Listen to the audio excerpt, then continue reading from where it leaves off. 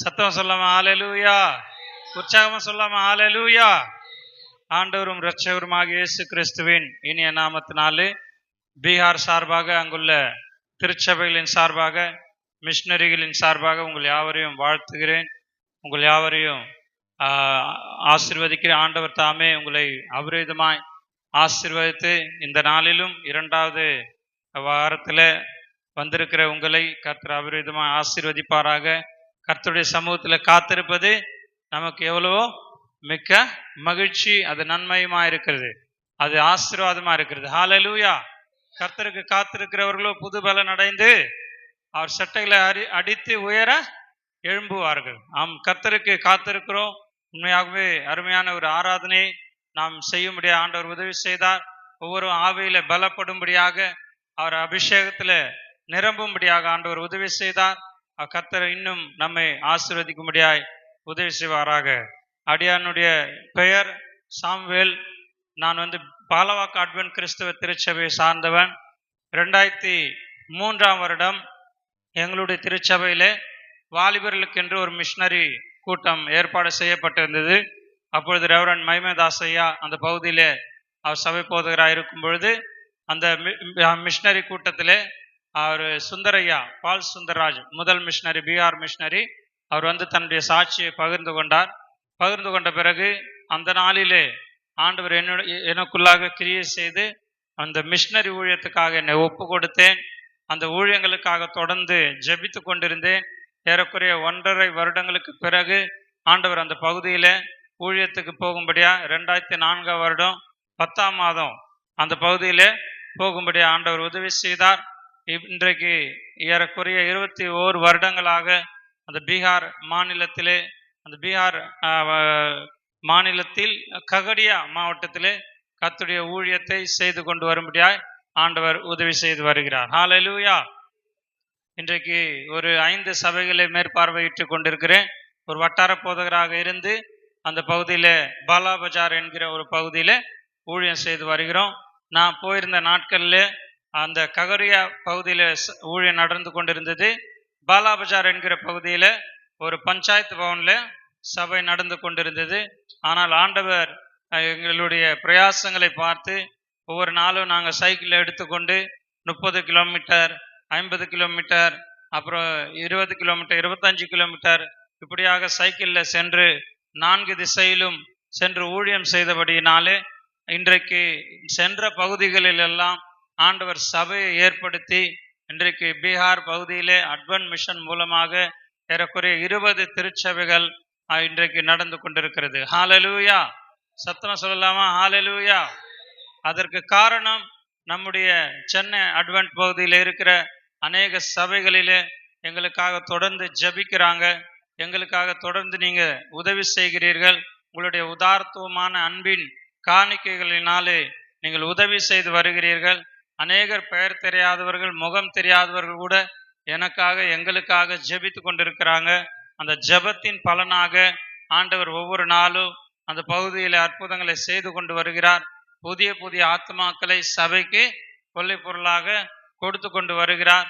நான் இருக்கிற அந்த பாலா பஜார் பகுதியில ஏறக்குறைய 120 பேர் இன்றைக்கு கலந்து கொண்டு வருகிறாங்க. அநேக ஜாதிகளிலிருந்து, அங்க ஜாதி பாகுபாடு இருந்தாலும் அந்த பகுதியில எல்லா ஜாதியிலிருந்தும் இன்றைக்கு ரட்சிக்கப்பட்டு சபையில அமர்ந்து கொண்டு கர்த்தரை ஆராய்த்து கொண்டு இருக்கிறாங்க. ஹalleluya. சத்தமா சொல்லாம ஹalleluya. நம்முடைய ஜெபங்கள் வீணாய் போவது கிடையாது. நம்முடைய காணிக்கைகள் வீணாய் போவது கிடையாது. கிறிஸ்துவுக்குள்ள நாம் படுகிற பிரயாசங்கள் வீணாய் போவது கிடையாது. ஹalleluya. ஆகவே ஒருவேளை நீங்க அங்க அந்த பகுதியில வராவிட்டாலும் அநேகர் உங்களுடைய உதார்த்தமான காணிக்கைகளை அனுப்புகிறீர்கள். அநேகர் உங்களுடைய ஊழியர் சொல்லும் பொழுதெல்லாம் நீங்க ஜெபிக்கிறீங்க. அவர்களுக்காக அநேகர் பீகாருக்கு குழுவாக உற்சாகப்படுத்திருக்கிறீங்க. கடந்த நாட்கள்ல கூட ரோஜர் மில்லர் ஐயா அங்க லட்சுமிபுரம் பகுதியில் இருக்கும் பொழுது அவர்கள் அங்கு பீகார் ஊழியத்துல அதிகமாக அவர்கள் பார்க்கும்படியாக ஒரு திருச்சபையை கட்டி கொடுக்கும்படியாக லட்சுமிபுர திருச்சபை மூலமாக ரஜக்பூர் என்கிற ஒரு திருச்சபையை கட்டி கொடுக்கும்படியாக ஆண்டவர் உதவி செய்திருக்கிறார். ஹalleluya. சத்தமா சொல்லாமா? ஹalleluya. கடந்த நாட்களிலும் கூட திருவான்மியூர் அட்வென்ட் கிறிஸ்துவ திருச்சபையின் மூலமாக ஒரு திருச்சபை ஒரு ஆலயம் கட்டி கொடுக்கப்பட்டது. அதற்கு முன்பதாகவே ஒரு ஆலயம் அவர்கள் கட்டி கொடுத்தார்கள். அதன் பிறகு 2வது ஆலயமாக அந்த பகுதியில கட்டி கொடுத்தாங்க. அதே போல மூத்த பர்னபாஸ் ஐயா அவருடைய இருந்த பீரியட்ல பெருங்குடியில இருந்த நாட்கள்ல 2 இடங்களில பீகார்ல மான்சி மற்றும் கோகுரி என்கிற பகுதியில நிலத்தை வாங்கவும் அங்கு திருச்சபையில கட்டி கொடுக்கவும் ஆண்டவர் உதவி செய்தார். இப்படியாக ஒரு சிலர் பீகார் ஊழியங்களை அதிகமாய் நேசித்து அவர்கள் கொடுத்த உதார்த்தமான காணிக்கைகளினாலே கர்த்தருடைய ஊழியம் சிறப்பாக நடந்து கொண்டிருக்கிறது. அநேகர் ஒரு சில காணிக்கைகளை மாதந்தோறும் கூட ஒரு சிலர் அனுப்புகிறாங்க மிஷனரிகளுக்காக. அப்படிப்பட்டவர்களுக்காகவும் கர்த்தரை ஸ்தோத்தரிக்கிறேன். கர்த்தர் அவர்களை அபரிதமாய் ஆசீர்வதிப்பாராக.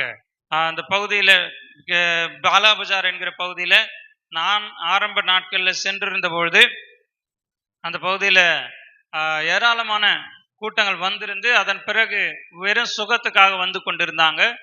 அதன் பிறகு சுகத்துக்காக வந்து கொண்டிருந்த ஜனங்களை சத்தியத்துக்கு நேராக வழி நடத்தும் பொழுது அவர்கள் ஒரு சில உலக வழிபாடுகளை விட்டு விலகும்படி அறிவித்த பொழுது கொஞ்சம் கொஞ்சமாக அந்த ஜனங்கள் குறைய ஆரம்பித்தாங்க. அப்படியே குறைந்து அந்த ஊழியம் ஃபுல்லா டவுனாக ஒரு 3 பேர் 2 பேர் 4 பேர் அமர ஆரம்பித்தார்கள் சபையிலே.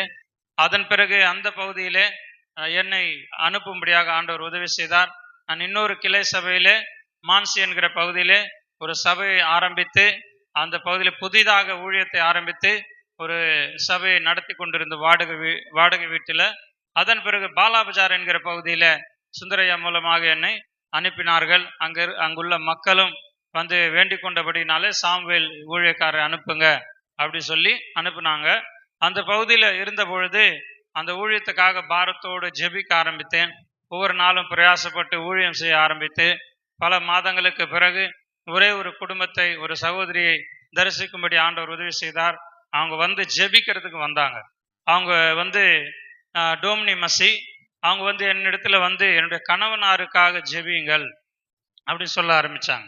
நான் சொன்னேன், என்ன பிரச்சனை உங்க கணவனாருக்கு? சொல்ற இது போல எங்களுடைய ஜாதி தாழ்ந்த ஜாதி, சதா முசார் என்று சொல்லக்கூடிய ஒரு தாழ்ந்த ஜாதி. எங்களுடைய வயல் நிலங்களை யாதவர்கள் அபகரித்து அவர்கள் அநேக எங்களுடைய சொத்துக்களை எல்லாம் விவசாயங்களை எல்லாம் அந்த பயிர் நிலங்களை எல்லாம் அவங்க சொந்தமாக்கி கொண்டாங்க. அது நிமித்தம் 2 ஜாதிகளுக்கும் பயங்கரமான மோதல்கள் சண்டைகள் நடந்து கொண்டிருக்கிறது. அந்த சண்டைகளின் நிமித்தம் துப்பாக்கி சுடுக அவங்க துப்பாக்கியை வைத்து கொண்டு தங்களுடைய பாதுகாப்பிற்காக வயல் நிலங்களிலே இருந்து கொண்டு பல நாட்களாக அவங்க சண்டை போட்டு கொண்டு இருக்கிறாங்க. ஒவ்வொரு நாளும் ஒருத்தர் 2 பேர் இறந்து போறாங்க. அந்த கும்பல்ல என்னுடைய கணவனார் இருக்கிறார். என்னுடைய பிள்ளைகள் 8 பேர், அதாவது 7 பிள்ளைகள் ஆண் பிள்ளைங்க, ஒரே ஒரு பெண் பிள்ளை. என்னுடைய கணவனார் அந்த சண்டையில மரித்து போனா அதன் பிறகு என்னுடைய குடும்பத்தை நடத்துறது ரொம்ப கஷ்டமா இருக்கும். எங்களுக்கு எந்த ஒரு வசதி வாய்ப்பும் இல்லை, வருமானமும் இல்லை. என்னுடைய கணவனார் தான் அந்த விவசாய நிலத்துக்காக இப்படியாக அந்த கூட்டு கும்பலோடு கூட பயங்கரவாத கூட்டங்கள், அதாவது அங்க அநேக பிரிவுகள் உண்டு. தீவிரவாத இயக்கங்கள் உண்டு, பயங்கரவாத இயக்கங்கள் உண்டு, ஜாதிவாத இயக்கங்கள் உண்டு. இப்படியாக பீகார்ல பார்த்தீங்க சொன்னா வட இந்தியாவில் 113 இயக்கங்கள் இயங்கி கொண்டிருக்கிறது. ஜாதிகளுக்காக, தங்களுடைய சொத்துக்களுக்காக, தங்களுடைய சொந்த ஒரு சில கொள்கைகளுக்காக அவர்கள் சண்டை போட்டுக்கொண்டு மரித்து போவாங்க. அவர்களிடத்துல துப்பாக்கி என்பது சாதாரணமான ஒரு விஷயம். எப்படி இங்க ரவுடிகள் கத்தி வைத்து கொண்டிருக்கிறோமோ அது போல அவங்க கன் துப்பாக்கி, பேக்கெட் துப்பாக்கி எப்பவுமே வைத்து கொண்டிருப்பாங்க. ஒவ்வொரு வீட்டிலையும் 1-2 துப்பாக்கி இருக்கும். எதனா சண்டை வந்தா கூட உடனே துப்பாக்கி எடுத்து தான் சண்டை போடுவாங்க. அதிகமா ஜாதி சண்டை அங்க ஏற்படும். இந்த ஜாதி சண்டையில பல நாட்களா இருந்து கொண்டிருந்த அந்த விலாசதா என்பவருடைய மனைவி அவங்க சொன்ன வேண்டுதலின்படி ஜெபிக்க ஆரம்பித்தோம். பரவாயில்ல, நீங்க கவலைப்படாதீங்க, கர்த்தர் கண்டிப்பா உங்களுடைய கணவனாரை மாற்றுவார் என்று சொல்லி இருந்தோம். அதன் பிறகு அவர் கேள்விப்பட்டு என்னுடைய மனைவி இது போல சபைக்கு போறாங்க அப்படி கேள்விப்பட்டு அவருக்கு கேள்விப்பட்ட தகவலின்படி அவர் அது வேற மதம், வேற ஜாதி, அது நம்ம தேசத்து கடவுள் கிடையாது, வெளிநாட்டு கடவுள், அந்த கடவுளை ஏற்றுக்கொள்ளக்கூடாது அப்படின்னு சொல்லி அவங்க மனைவியை மிரட்ட ஆரம்பித்தார். நீ சபைக்கு போகக்கூடாது, ஒருவேளை நீ திருச்சபைக்கு போனேன்னு சொன்னா உன்னுடைய கை காலை உடைத்து விடுவேன் அப்படின்னு சொல்லி மிரட்ட ஆரம்பித்தார். பயங்கரமா திட்ட ஆரம்பிச்சாரு. இருந்தாலும் அந்த சகோதரி பாரத்தோடு, விசுவாசத்தோடு, நம்பிக்கையோடு சொன்னாங்க, இந்த காலை உடைச்சா கூட நாங்க போக தான் செய்வேன். அங்க வந்து என்ன சொல்றாங்க நீங்க வந்து கேளுங்க. அங்க வந்து எந்த ஒரு தவறான காரியத்தையும் சொல்லி கொடுப்பது கிடையாது. நம்மளுடைய பிரச்சனைகளுக்காக அவர்கள் ஜெபித்து கொண்டிருக்கிறார்கள். இப்படியாக அந்த சகோதரி பேச ஆரம்பித்தாங்க. அவர் ரொம்ப கடும் கோபமா இருந்தார். அப்படி இருக்கும் பொழுது யதார்த்தமான ஒரு நாளிலே நான் அவர் வீட்டுக்கு அந்த இடத்துக்கு பணித்தளத்துக்கு போயிருந்தேன். அந்த நேரத்தில் அவரை சந்திக்கும்படி ஒரு ஒரு வாய்ப்பு நேரிட்டது. அந்த இடத்துல அவரிடத்துல அமர்ந்து பேச ஆரம்பித்தேன். அவரிடத்துல பேசி என்னுடைய வாழ்க்கை குறித்து சொல்ல ஆரம்பித்தேன். நான் சென்னை பட்டணத்தில் இருக்கிறவன்.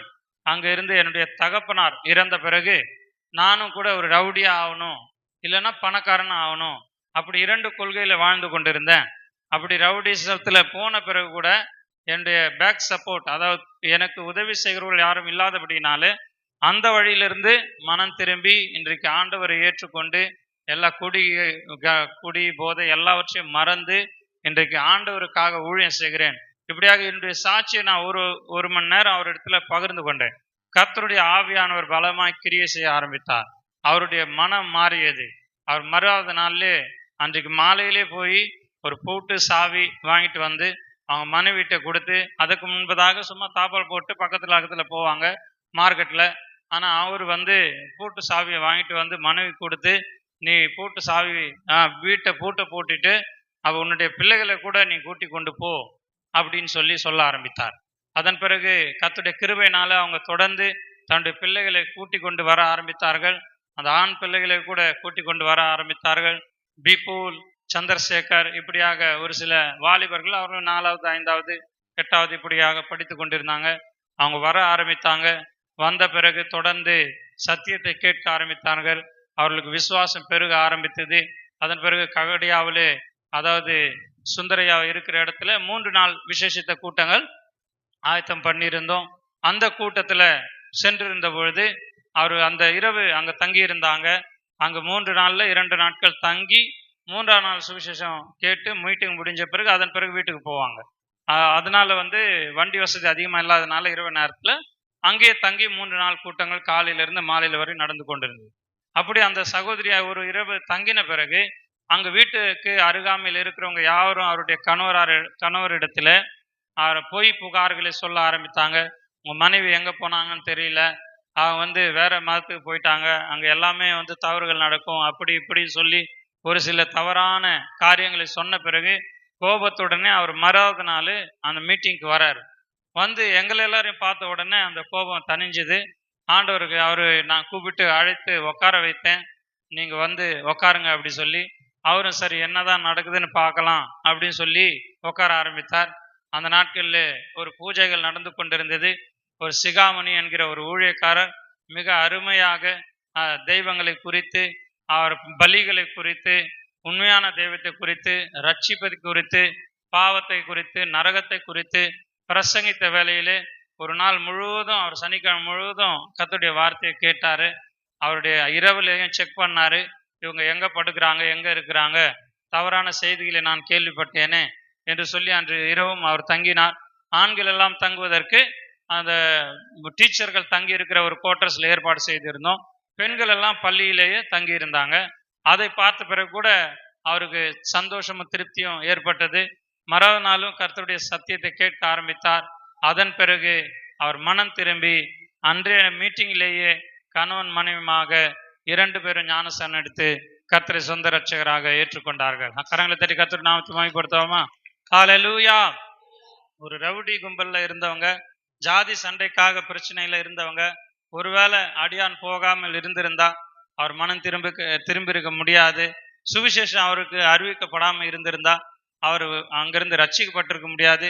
எப்பொழுதும் குடியிலும் போதையிலும் சண்டையிலும் இருந்த அந்த மனுஷன் ரட்சிக்கப்பட்டபடினாலே அந்த குடும்பம் அவர் சத்தியத்தை கேட்க ஆரம்பித்தார்கள். அந்த முழு அறுதியா கிராமம் என்கிற ஏறக்குறைய 500 குடும்பங்கள் வசித்து வருகிற ஒரு முழு கிராமத்துல ஒரே ஒரு குடும்பமாக கர்த்தரை ஏற்றுக்கொண்டாங்க. அவங்க வீட்டுல ஒவ்வொரு வாரமும் ஜெபம் வைக்க ஆரம்பித்தோம். சிறு பிள்ளைகளை வைத்து கர்த்தருடைய சத்தியத்தை சொல்ல ஆரம்பித்த பிறகு அவங்களுடைய பிள்ளைகளும் கர்த்தரை ஏற்றுக்கொள்ள ஆரம்பித்தார்கள். அதில் ஒரு சகோதரன் சந்திரசேகர் இன்றைக்கு ரட்சிக்கப்பட்டு ஜேம்ஸ்ல போய் 1 வருட பள்ளி அந்த வேதாம கல்லூரியில படித்து விட்டு இன்றைக்கு நம்முடைய ஸ்தாபனத்திலேயே ஒரு கிளை சபையில கோகிரி என்கிற பகுதியில அவர் ஊழியம் செய்து கொண்டிருக்கிறார். கரங்களை தட்டி கர்த்தருடைய நாமத்தை மகிமைப்படுத்தலாமா? ஹல்லேலூயா. சத்தமா சொல்லாமா? ஹல்லேலூயா. அதன் பிறகு அதே கிராமத்திலேயே மிகவும் பூஜை செய்து கொண்டிருந்த ஒரு சகோதரி ரிங்கு மசி, அவர் வாலிப சகோதரியா இருந்தாங்க. புதிதாக திருமணமாகி அந்த கிராமத்துக்கு வந்திருந்தாங்க. அவங்க ஒவ்வொரு நாளும் காலையில 5 மணிக்கு எழுந்து குளிச்சுட்டு பூஜை பண்ணுவாங்க. அப்படி பூஜை பண்ணும் பொழுது அவருக்கு அந்த கிராமத்திலேயே ஒரு வாலிபர், இந்த சந்திரசேகர் மூலியமா இன்னொரு சகோதரர் நண்பர் ஒருவர் ரட்சிக்கப்பட்டு சபைக்கு வர ஆரம்பித்தார். சோபன் என்கிறவர். அவர் அந்த சகோதரிக்கு சுவிசேஷம் அறிவிக்க ஆரம்பித்தாங்க. நீங்க எவ்வளவு பக்தி பண்றீங்க, எவ்வளவு பூஜை பண்றீங்க, ஆனா உண்மையான கடவுள் இயேசுதான், நீங்க அவரை நம்புங்க, உங்களுடைய வாழ்க்கையில அற்புதம் நடக்கும் அப்படி சொல்ல ஆரம்பித்தாங்க.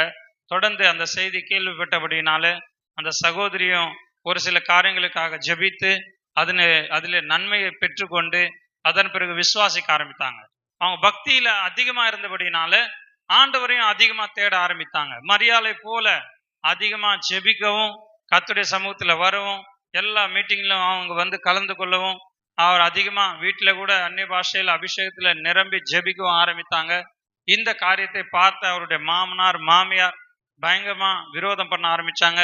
என்னுடைய மருமகளுக்கு ஏதோ பைத்தியம் பிடித்து விட்டது, என்னென்னவோ வளருகிறாள் அப்படி சொல்லி அவங்க எல்லாரும் திட்ட ஆரம்பிச்சாங்க, துன்பப்படுத்த ஆரம்பிச்சாங்க. அவங்க கணவனாருக்கு கம்ப்ளைண்ட் பண்ண ஆரம்பிச்சாங்க. அவர் வெளியூர்ல வேலை செஞ்சுட்டு இருந்தாரு.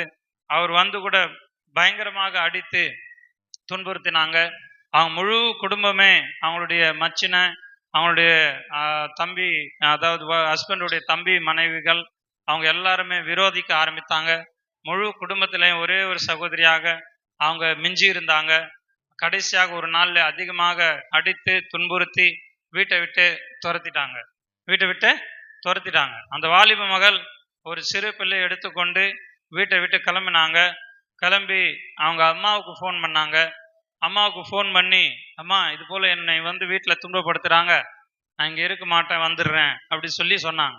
உடனே எதனால துன்பப்படுத்துறாங்கன்னு சொன்ன உடனே ஆல்ரெடி அவங்களுக்கும் கம்ப்ளைண்ட் போயிருக்குது. அவங்க அம்மாவுக்கும் இது போல வேற மதத்தை இவங்க ஏற்றுக்கொண்டாங்க, வேற கடவுளை வணங்குறாங்க, அது நம்முடைய குல தெய்வம் கிடையாது என்று சொல்லி அவர்கள் சொல்லி இருந்தபடினால அவங்க சொன்னாங்க, இது போல நான் இங்க இயேசு கிறிஸ்துவை நம்பி சபைக்கு போகிறேன், அதனால எனக்கு விரோதமா இவங்க எல்லாரும் என்னை துன்பப்படுத்துறாங்க, அடிக்கிறாங்க, திட்டுறாங்க சொல்ல ஆரம்பிச்சாங்க.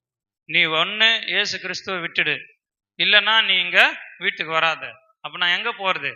போல நீ என்ன ஒண்ணா பண்ணிக்கோ, விஷம் குடிச்சா சாத்துரு, நம்முடைய குடும்பத்துக்கு நம்முடைய ஜாதிக்கு நீ அவமானத்தையும் இழிவையும் கொண்டு வர்ற, அப்படிப்பட்ட வெளிநாட்டு கடவுளை நீ நம்புவதற்கு தேவையா? நீ அதனால இங்க வராத, நீ அதோட விஷம் குடித்து செத்து விடுன்னு சொல்லிட்டாங்க.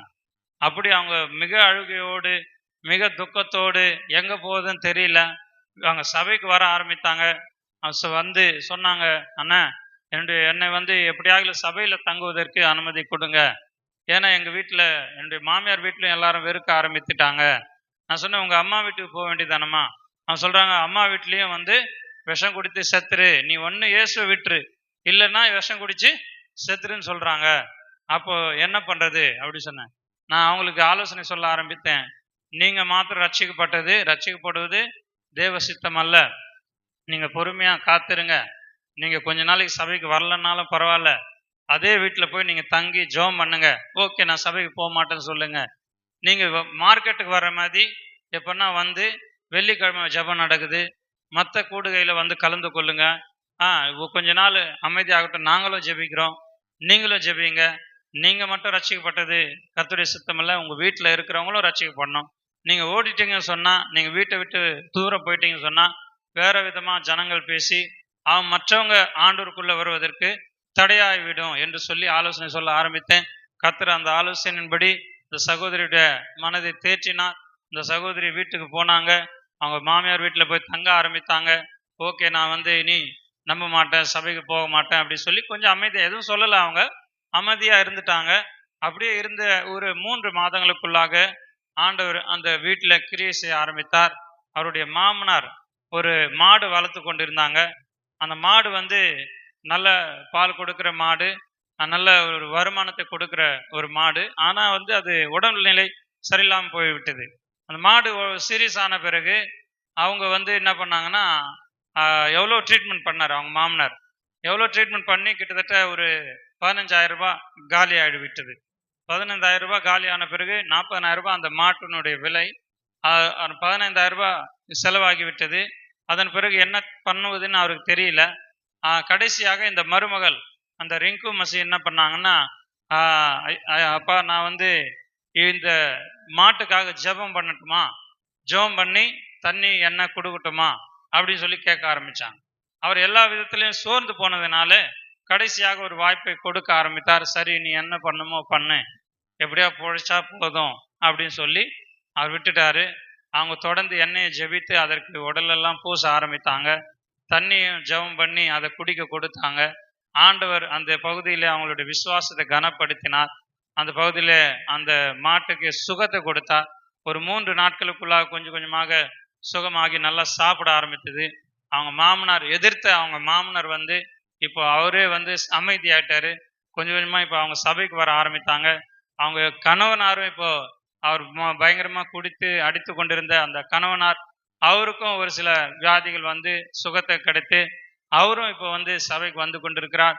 இப்போ அந்த சாட்சியின் மூலமாக அந்த அர்தியா கிராமத்துல இப்படியாக அநேகருக்கு ஆண்டவர் நன்மைகளை செய்தபடியினாலே இப்பொழுது அந்த கிராமத்துல பாத்தீங்க சொன்னா அர்தியா கிராமத்துல ஏறக்குறைய 10 குடும்பங்கள் 10 குடும்பத்துல இருந்து இன்றைக்கு திருச்சபைக்கு வராங்க. ஏறக்குறைய 25 30 பேர் ஒரே கிராமத்துல இருந்து சபைக்கு வருகிறாங்க. கரங்களை தட்டி கர்த்தருடைய நாமத்தை மயப்படுத்தலாமா? ஹல்லேலூயா! சத்தமா சொல்லலாமா? ஹல்லேலூயா! எங்கே ஆவியானவர் உண்டோ அங்கே விடுதலை உண்டு. ஆவியானவர் அந்த பகுதியில அவருடைய அனாதி தீர்மானத்தின்படி அடியானை கொண்டு போனபடினாலே இவ்விதமாக ஒவ்வொரு நாளும் அந்த பகுதியில் ஜெபித்து ஊழியம் செய்ய ஆரம்பித்தோம். அதன் பிறகு அநேக வாலிபர்களை சந்திக்க ஆரம்பித்தோம். 5 கிலோமீட்டர் ஓட்ட பந்தயத்தை வைக்க ஆரம்பித்தோம். அது நிமித்தம் ஒரு சில வாலிபர்களை பிடித்து அவர்களுக்கு சுவிசேஷம் அறிவித்து முராரி என்கிற ஒரு சகோதரர் ஆண்டவரை ஏற்றுக்கொண்டார். அந்த முராரி என்கிற சகோதரர் வந்து ஏற்றுக்கொண்டபடினாலே அவர் அதிகமா வந்து அந்த டியூஷன் கோச்சிங் சென்டர் நடத்தி கொண்டிருப்பாரு. அவங்களுடைய மேற்படிப்புக்காக அவங்க எல்லாரும் சேர்ந்து வாலிபர்களை அவங்க பயிற்சி எடுத்து கொண்டு இருப்பாங்க. அவர்கள் மூலமாக 5 கிலோமீட்டர் ஓட்டப்பந்தயம் வைத்த பிறகு எல்லா வாலிபர்களையும் திருச்சபைக்கு கொண்டு வந்து பரிசு கொடுக்கிற விழாவில் சுவிசேஷத்தை அறிவித்து அவர்களுக்கு பரிசுகளை கொடுத்தோம். இப்படியாக அங்கு ஒரு குழு ஏற்பாடு செய்யப்பட்டது. வாலிபர்கள் கொஞ்சம் கொஞ்சமாக ரட்சிக்கப்பட்டாங்க. ஒரு நாடக குழுவை அமைத்தோம். நம்முடைய மிஷினரிகள் மூலமாக அனுப்பப்பட்ட மார்ஷல் ஒரு ஜீப்பு அங்க 2007ஆம் ஆண்டு வரப்பட்டது. அந்த 2007ஆம் ஆண்டிலிருந்து அந்த ஜீப்பை வந்து கிட்டத்தட்ட 2010ஆம் ஆண்டு அங்கு கிடைக்கப்பட்டது. 2010ஆம் வருடத்திலிருந்து அந்த ஜீப் மூலமாக அநேக இடங்களுக்கு சென்று திரைப்பட காட்சிகளை காண்பிக்கவும் நாடக ஊழியங்களை செய்யவும் அறியப்படாத கிராமங்களிலே இன்னும் ஒரு முறை கூட இயேசுவை அறிந்திராத மக்கள் மத்தியிலே அந்த பாஷை தெரியாத எங்களுக்கு பாஷை வராது இருந்தாலும் அவர்கள் மொழியை கற்றுக்கொண்டு அந்த பகுதியில் ஒவ்வொரு கிராமங்களாக சரியான ரோடு கிடையாது. சரியான எத்தனை நதியை தாண்டி கூட போனோம். 3 முறை இறந்திருக்க வேண்டும். ஒரு முறை எங்களுடைய பாலாபஜார் பகுதியிலிருந்து ஒரு நதியை தாண்டி ஒரு கிராமத்துக்கு போகணும். அந்த கோஷி நதின்னு சொல்லி ஒரு நதி இருக்கிறது, கங்கையின் கிளை நதி. அதுக்கு மேலே எப்படின்னு சொன்னால் அந்த பழைய காலத்தில் வெள்ளைக்காரர்கள் இருந்த பொழுது ஒரு தண்டவாளம் யூஸ் பண்ணி கொண்டு இருந்தாங்க. அந்த தண்டவாளத்தில் இப்போ யூஸ் பண்ணாமல் வேறு தண்டவாளம் புதுசாக போட்டு அமைத்து விட்டார்கள். ஆனால் அந்த தண்டவாளத்தில் சிமெண்ட் கல் நடுவில் போட்டு ஒரு தகரத்தை விரிச்சிருந்தாங்க. அந்த பெரிய பெரிய சிமெண்ட் கல் வந்து அப்படியே போட்டு தகரத்தை விரிச்சிருந்தாங்க. அதன் மேலே மோட்டார் சைக்கிள் எடுத்துக்கொண்டு போகணும். இப்படி கொஞ்சம் அப்படி சிமெண்ட் கல் மேலே ஏறினா மறுபடியும் தகரத்தில் போகணும், மறுபடியும் கல்லில் போகணும். நடுவில் வந்து பார்த்தீங்கன்னா 2 பக்கமும் கால் வைக்கிற இடம் வந்து இதுவாக இருக்கும். அந்த தண்டவாளத்துடைய ஓட்டை அந்த இருக்கும். அப்படி போகிற வேலையில் ஒரு சமயத்தில் என்ன ஆயிடுச்சுன்னா திடீர்னு கால் சறுக்கி கீழே கால் வைக்கிற அந்த ஓட்டையில் போயிடுச்சு. ஓட்டையில் போன பிறகு அப்படியே தாங்கி நிற்குது. அந்த பம்பரில் போய் அந்த கம்பியில் நின்று அப்படியே தாங்கப்பட்டு இருந்தேன். கிட்டத்தட்ட ஒரு 100 அடிக்கும் மேலாக நான் வந்து இருந்தேன்.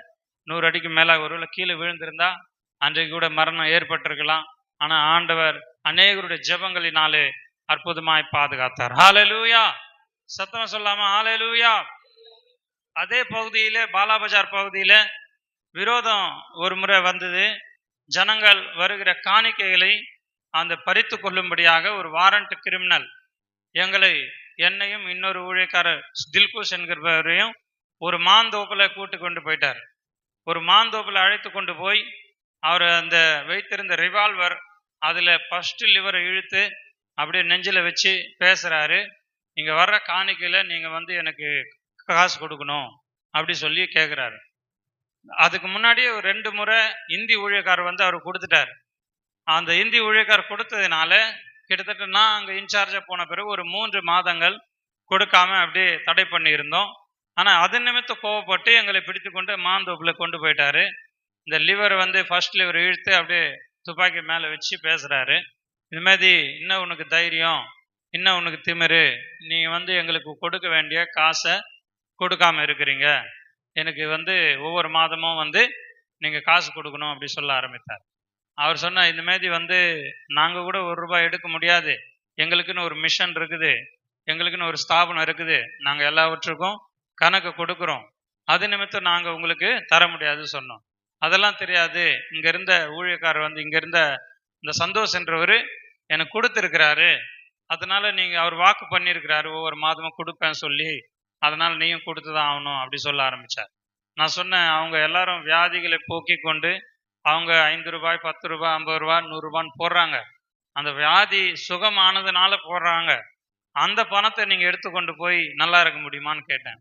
உடனே சொல்கிறார், அதெல்லாம் எனக்கு தெரியாது, எனக்கு வாக்கு பண்ணியிருக்கிறாங்க, நீங்கள் கொடுத்து தான் ஆகணும் அப்படின்னு சொல்லி எங்களை மிரட்டவும் பயமுறுத்தவும் ஆரம்பித்தார். ஆனால் ஆண்டவர் அற்புதமாக என்ன பண்ணார் சொன்னால், கொஞ்சம் தொலைவிலேயே அங்கே ஒரு துப்பாக்கி சுடு எழும்ப ஆரம்பித்தது. வேற யாரோ ஏதோ எது நிமித்தமாக தெரியல அங்கே சுட ஆரம்பித்தாங்க. அந்த ஃபயரிங் பண்ண உடனே இவங்களுக்குள்ள ஒரு பீதியை கிளம்பி விட்டது. ஆண்டவரை பார்த்து இப்படிப்பட்ட பயத்தை எங்களை பயமுறுத்தணும் பார்த்தவங்க அவங்க 5 பேருடைய முகத்திலேயும் பயம் அப்படியே பீதி கலங்கி இருக்கிறாங்க. அவங்க சொல்றாங்க, உங்க ஆளுங்க தான் யாரையோ போய் போலீஸுக்கு ஃபோன் பண்ணிட்டுக்கிறாங்க, இல்லை அங்கே எதனா பிரச்சனை நடந்தால் எங்களை தான் வந்து பிடிப்பாங்க. அவர் வாரண்ட் கிரிமினலாக இருந்தார், அதனால அவருக்குள்ள பயம் ஏற்பட்டு காடுகளில் தங்கி இருந்தார். அவர் சொல்றாரு, இந்த மாதிரி உங்க ஆளுங்க சொல்லியிருப்பாங்க. நான் சொன்னேன், நாங்கள் உங்க முன்னாடி நிற்கிறோம், எங்க ஆளுங்க எங்கே போனாங்கன்னு எதுவும் தெரியாது அப்படின்னு சொல்லி நான் சொல்லிக்கொண்டே இருக்கிறேன். அவர் சீக்கிரமா எங்களுடைய பாக்கெட்டெல்லாம் செக் பண்ணிட்டு அவர் ₹1 கூட எடுக்காம, காசு இருந்தது கூட ₹1 கூட எடுக்காம 5 பேரும் எங்களை விட்டு உடனே காடுகளுக்கு ஓட ஆரம்பித்தார்கள். கர்த்தர் அந்த பயத்தை ஏற்படுத்தினார். எப்படி யோசபாத்தின் நாட்களிலே ஆண்டவர் பாதுகாத்தவரோ அதே போல நமக்காக யுத்தம் பண்ணி ஆண்டவர் வந்து அவங்கள பயமுறுத்தி ஓட வைத்தாரு. ஒரு வாரத்துக்குள்ளாகவே அவர் அரெஸ்ட் பண்ண ஆரம்பிச்சாங்க. அதன் பிறகு அதே பகுதியில இன்றைக்கு தொடர்ந்து ஊழியம் நடந்து கொண்டிருக்கிறது. ஆண்டவர் இன்றைக்கு ஒரு வட்டார சபையாக நியமித்து வைத்திருக்கிறார். கரங்களை தட்டி கர்த்தர் நாமத்தை மகிமைப்படுத்தலாமா? ஹல்லேலூயா. சத்தமா சொல்லாமா? ஹல்லேலூயா.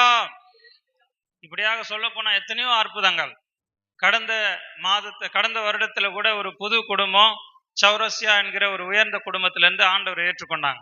அந்த ஜாதியில வந்து சீக்கிரமா போய் சுவிசேஷம் அறிவிக்க முடியாது, அவங்களுக்குள்ள இருந்து சீக்கிரமா யாரும் ரட்சிக்கப்பட்டு வரமாட்டாங்க. ஏன்னா அங்க இருக்கிறவங்க யோசிக்கிறது என்னன்னா, இதெல்லாம் வந்து ஒரு தாழ்ந்தவங்க ஏழையான ஜாதி மக்கள் தான் வந்து இதை ஏற்றுக்கொள்வாங்க அப்படின்னு சொல்லி அவங்க அதிகபட்சம் அவங்க நம்பிக்கொண்டிருக்கிறாங்க. அப்படிப்பட்ட குடும்பத்துல ஒரு சகோதரர் அஜித் குமார் என்ற ஒருவர் தன்னுடைய குடும்பத்துல அவங்க மகளுக்கு ஒரே பிரச்சனை. அவங்க மகளுக்கு 3 வருடமா சுகம் இல்லை, சமாதானம் இல்லை, அடிக்கடிக்கு பிரச்சனை. படிக்க போவாங்க, உடனே ஃபோன் கால்ஸ் வரும், நீங்க வந்து உங்க மகளை கூட்டி கொண்டு போங்க, தலை வலிக்குதுன்னு சொல்லிட்டா, மயக்கமாய் கீழே விழுந்துட்டா, இல்லை வயிற்று வலி சொல்றான், இப்படியாக உடனே அவங்க வந்து அவங்க அப்பாவுக்கு ஃபோன் போவோம், போய் கூட்டி கொண்டு வருவார். 1 நாள் அல்ல, 2 நாள் அல்ல, ஏறக்குறைய 3 வருடங்கள் அந்த மகளுக்காக மிகவும் பாடுபட்டு இருந்தார். அது காரணம் என்னன்னு சொன்னா, அவரு வந்து தன்னுடைய அண்ணன் மகளை வந்து கொஞ்சம் தவறா நடக்கிறாங்கன்னு சொல்லி அந்த முழு குடும்பத்தாரும் கண்டித்தாலும் அந்த மகள் திருந்தவில்லைன்னு சொல்லி அவங்க குடும்பத்துக்கு இழிவு வரக்கூடாதுன்னு சொல்லி வாலிப பெண்ணை அவர்கள் வந்து அந்த அஜித் என்பவர் சொந்த கையாலேயே அவர் வந்து கொலை பண்ணிட்டார். அந்த மகளை என்ன பண்ணிட்டாரு? கொலை பண்ணிட்டார். அண்ணன் மகளை கொலை செய்தபடினாலே அந்த குடும்பத்துக்கு இழிவு வரக்கூடாதுன்னு சொல்லி அவர் துணிகரமா செஞ்சிட்டாரு. ஆனா அவருடைய மகள் வாலிபத்துல வந்த பிறகு அந்த மகளுக்கு நிம்மதியும் இல்லை, சமாதானமும் இல்லை, சுகமும் இல்லை. இது நிமித்தம் முழு குடும்பமே ஒரே பிரச்சனைக்குள்ளாக மாறிவிட்டது. அதான் உன் பாவம் உன்னை தொடரும் என்கிற அந்த வசனத்தின்படி அந்த குடும்பத்துல எத்தனையோ பிரயாசப்பட்டாங்க. அநேக இடத்துல ட்ரீட்மெண்ட் பண்ணாங்க. அவரு கோழி பண்ணை நடத்தி கொண்டிருக்கிறார். அதுக்கு ஒரு லோன் அப்ளை பண்ணாரு. மேலும் அந்த தொழிலை டெவலப் பண்ணணும்னு சொல்லிட்டு 3 லட்சம் ரூபாய் லோன் வந்தது. இன்றைக்கு சேங்ஷன் ஆகிவிட்டது. அடுத்த நாள் அவங்களுடைய மகளுக்கு பயங்கரமான வயிற்று வலியினால எடுத்துக்கொண்டு போய் ககடியா என்கிற அருகாமையில் இல்ல ஒரு மருத்துவ இடத்துல காண்பித்தாங்க. அங்கேயும் சரியாகல. மேற்கொண்டு தூரத்துல பெகுசராய் என்கிற ஒரு சிறந்த பட்டணத்துல கொண்டு போனாங்க. அவங்க அப்பண்டிஸ்ன்னு சொல்ல ஆரம்பிச்சாங்க. ஆபரேஷன் நடந்தது. கிட்டத்தட்ட 3 லட்சத்துக்கு அவர் கையில லோன் வாங்கியிருந்த பணம் எல்லாமே செலவழிந்து விட்டது. மேற்கொண்டு 50,000 ரூபாய் போட்டு 4 லட்ச ரூபாய் ட்ரீட்மெண்ட்டுக்காக செலவாகி அதன் பிறகும் அந்த மகளுக்கு சுகம் கிடைக்கவில்லை. இது நிமித்தம் அநேக மந்திரவாதிகளை அணுக ஆரம்பித்தார். அநேக மந்திரவாதிகள் இடத்துல போய் மந்திரித்த பிறகும் அந்த மகளுக்கு சுகம் கிடைக்கல. கடைசியாக இது நிமித்தம் ஒவ்வொரு நிமிஷமும் அவங்க மனைவி போன் பண்ணும் பொழுது அவருக்கு பக்குன்னு இருக்கும். கோழி பண்ணைக்கு வேலை செய்ய போவாரு. உடனே அவங்க மனைவி போன் பண்ணுவாங்க, மகளுக்கு இப்படி ஆயிடுச்சு அப்படி ஆயிடுச்சுன்னு சொல்லி. ஒரே மகள். அது நிமித்தம் அவங்க ரொம்ப வேதனைப்பட்டு கொண்டிருந்தாங்க, துடித்து கொண்டிருந்தாங்க. அதன் பிறகு முழு குடும்பமாக விஷம் குடித்து சாகணும் அப்படி சொல்லி இந்த பெண்ணை வைத்துக்கொண்டு, என் மகளை வைத்துக்கொண்டு தொடர்ந்து நான் சம்பாதிக்கிறதெல்லாம் எங்கிருந்து போடுறது, எப்படி சமாதானமா இருக்கிறதுன்னு தெரியாம நான் விஷம் குடித்து சாகணும் சொல்லி நினைச்சு கொண்டிருந்தாங்க. ஆனா அப்படிப்பட்ட நேரத்துல அதே பகுதியில பீம் ராவ் சொல்லி ஒருத்தர் ஆண்டவர் ஏற்றுக்கொண்டிருந்தார். அவர் சொல்லவே ஒரே ஒரு முறை நீ சபைக்கு கொண்டு வா, உன்னுடைய மகளுக்கு விடுதலை கிடைக்கும் சொல்ல ஆரம்பித்தாங்க. அந்த மகளை கொண்டு வந்தாங்க. இரவு நேரத்துல 12 மணிக்கு சுய நினைவே இல்லை. அந்த மேல ஒரு அசுத்த ஆவி இருக்கிற ஒரு நிலைமை. கண்ணு திறந்து பார்க்க மாட்டேங்குது. ஆனா ஏதோ உரிமை கொண்டே இருந்தது. அதன் பிறகு வந்தது. இரவுல ஜெபம் பண்ணோம். அதன் பிறகு சுகம் கிடைத்தது. அதன் பிறகு வீட்டுல போக ஆரம்பித்தோம். வீட்டுல போய் தொடர்ந்து 2 நாட்கள் சத்தியத்தை அறிவித்து ஜெபிக்க ஆரம்பித்தோம். ஏதாகிலும் இன்னும் தவறுகள் இருந்தா நீங்க அறிக்கையிட்டு ஒப்பு கொடுங்கன்னு சொன்னேன். அவர் அந்த நேரத்துல அவர் இந்த விஷயத்த சொல்ல ஆரம்பித்தாரு. நான் என்னுடைய அண்ணன் மகளை நானே கொன்னுட்டேன் இப்படியாக நடந்ததுனால அப்படின்னு சொன்னார். நான் சொன்னேன், இந்த பாவத்துக்காக உயிரை கொள்வது பாவம். இந்த கொலை செய்த பாவத்துக்காக நீங்க மன்னிப்பு கேளுங்க, கர்த்தர் அப்பொழுதுதான் இறங்குவார்னு சொல்லி அவர் சொன்ன பிறகு அவர் தனிப்பட்ட ஜெபத்துல அவர் கண்ணீரோடு கதறி ஜெபித்து மன்னிப்பு கேட்டாரு. அதன் பிறகு அந்த மகள் இன்றைக்கு சுகம் அடைந்து அவங்க அப்பா அம்மா 2 பேரும் பேப்டிஸ்ட் எடுத்து இன்றைக்கு சபையில சாட்சியா நிற்கிறாங்க. அவங்க மகளும் கடந்த ஏப்ரல் மாதத்துல ஞானஸ்தானம் எடுத்து அந்த மகளும் கர்த்தரை ஏற்றுக்கொண்டு மிக அருமையாக இருக்கிறார். கரங்களை தட்டி கர்த்தர் நாமத்தை மகிமைப்படுத்தலாமா? ஹல்லேலூயா. சத்தமா சொல்லாமா? ஹல்லேலூயா. இது போன்ற எத்தனையோ சம்பவங்கள் ஆண்டவர் எங்களோடு இருந்து நடத்தினபடினாலே இன்றைக்கு ஊழியம் ஒவ்வொரு நாளும் பெருகி கொண்டிருக்கிறது. நாம் வாசிக்கலாம். 2 கொரிந்தியர் எழுதின நிருபம் 2ஆம் அதிகாரம். 2 கொரிந்தியர் 2ஆம் அதிகாரம் முதல் வசனத்திலிருந்து வாசிக்கலாம்.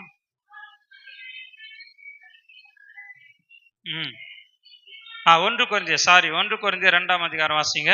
1 கொரிந்தியர் 2ஆம் அதிகாரம். வந்தபோது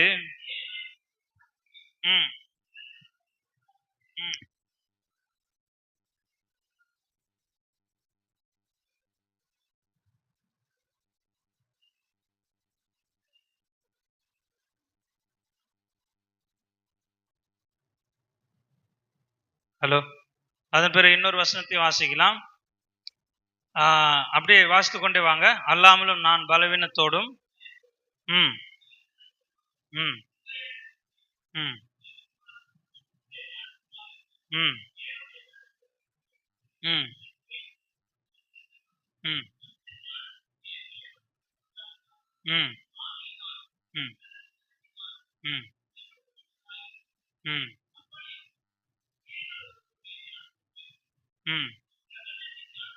இப்பிரபஞ்சத்தின் ஞானத்தை அல்ல, அழிந்து போகிறவர்களாகிய இப்பிரபஞ்சத்தின் பிரபுக்களுடைய ஞானத்தையும் அல்ல. 15-16 கூட வாசிங்க.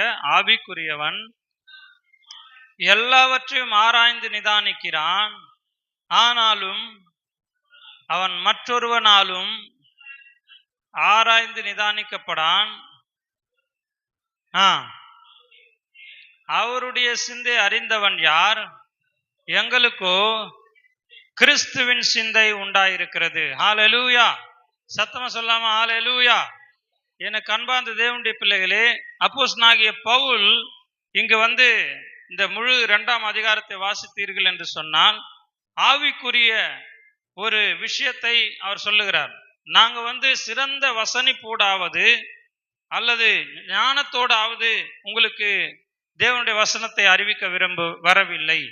அதாவது மிஷனரிமார்கள் இன்றைக்கு அநேக மாநிலங்களுக்கு சென்று கர்த்தருடைய ஊழியத்தை செய்து கொண்டிருக்கிறாங்க.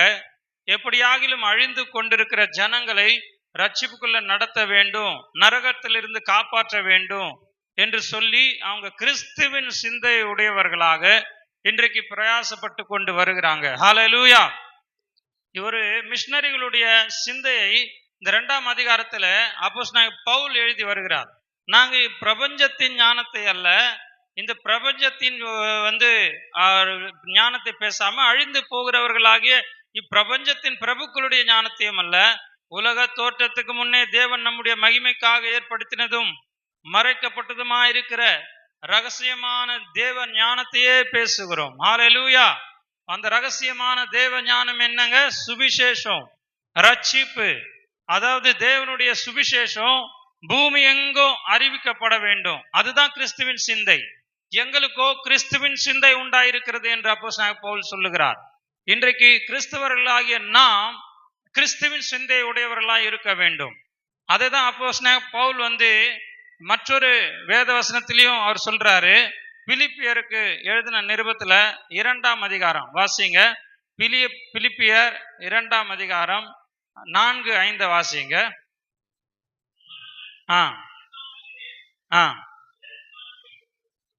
பிறரு காணவேலியை நோக்க கடவானாக,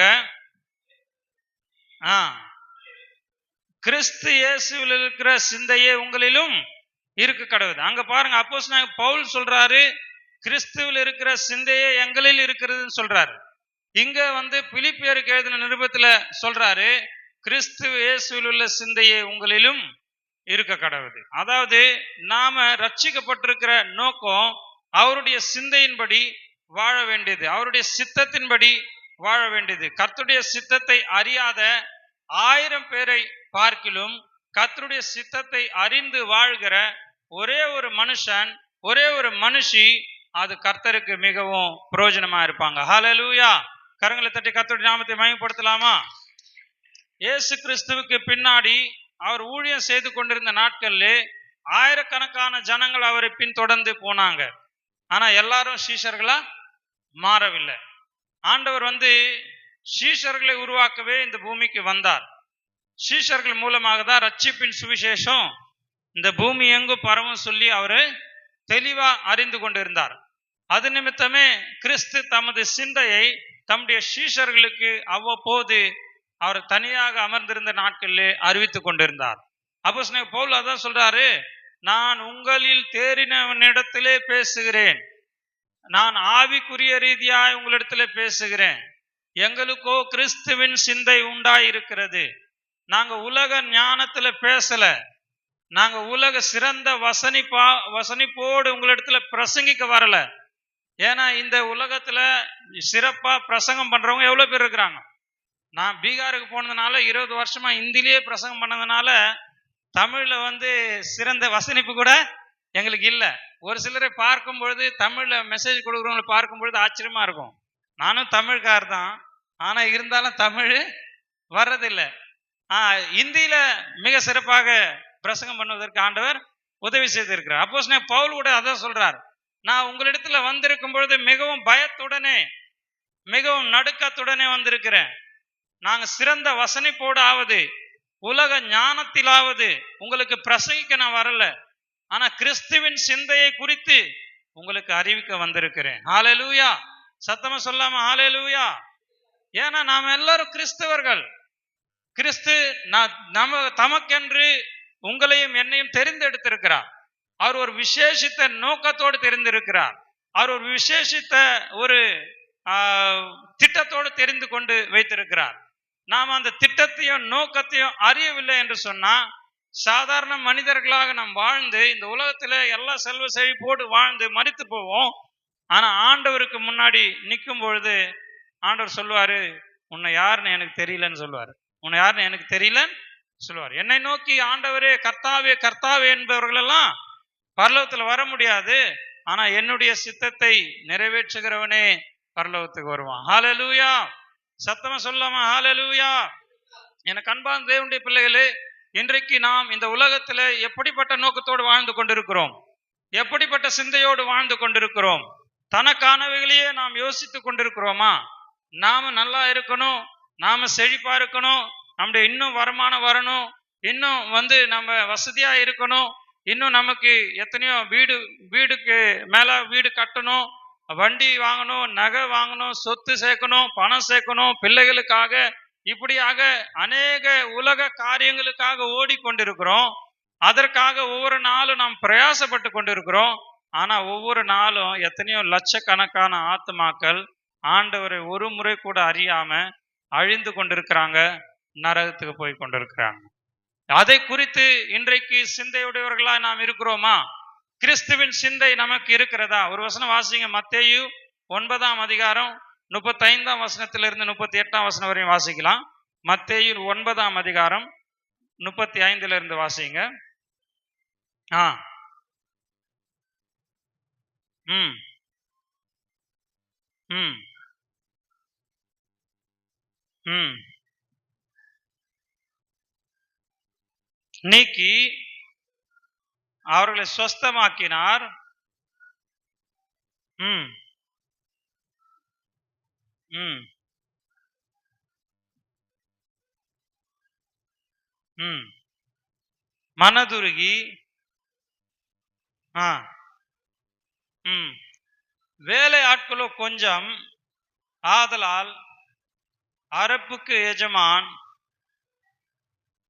அறுப்புக்கு வேலையாட்களை அனுப்பும்படி அவரை வேண்டிக் கொள்ளுங்கள் என்றார். பாருங்க, இங்க கிறிஸ்துவனுடைய சிந்தையை நாம் பார்க்க முடிகிறது.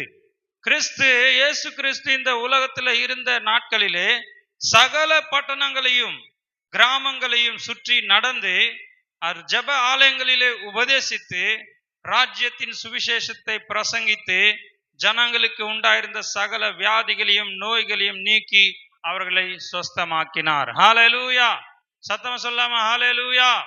எனக்கு அன்பார்ந்த தேவனுடைய பிள்ளைகளே, பாருங்க, ஆண்டவராக இயேசு கிறிஸ்து இந்த உலகத்துல இருந்த நாட்கள்ல சகல பட்டணங்களையும் சுற்றி திரிந்தார், சகல கிராமங்களையும் சுற்றி திரிந்தார்.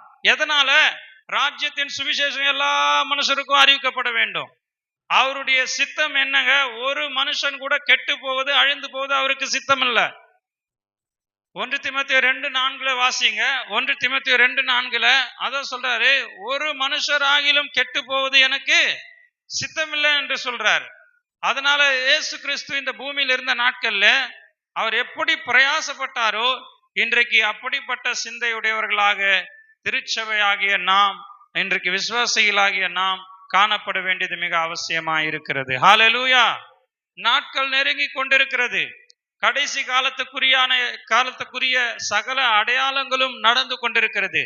விபத்துகளும் பொல்லாப்புகளும் நேரி கொண்டிருக்கிறது. மீண்டும் கூட கொரோனா அநேக நாடுகள்ல பரவி இன்றைக்கு பயமுறுத்தி கொண்டிருக்கிறது. கொரோனா இன்றைக்கு பார்த்தீங்கன்னு சொன்னா தாய்லாந்துல, ஹாங்காங்ல, சைனாவில், அப்புறம் சிங்கப்பூர்ல, இப்படியாக பல இடங்கள்ல பரவி கொண்டிருக்கிறது. அதே போல பார்த்தீங்கன்னு சொன்னா அநேகர் தீவிரவாத கொள்கைகள் செயல்கள் அதிகமாகிக் கொண்டிருக்கிறது.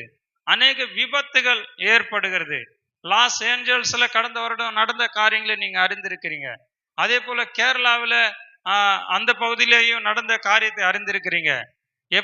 இப்படியாக ஒவ்வொரு நாளும் பூமி அதிர்ச்சிகள் நடந்து கொண்டிருக்கிறது. யுத்தங்களின் செய்திகளை நாம் கேட்டுக்கொண்டிருக்கிறோம். உபத்திரவங்களின் நாட்கள் நெருங்கி கொண்டிருக்கிறது.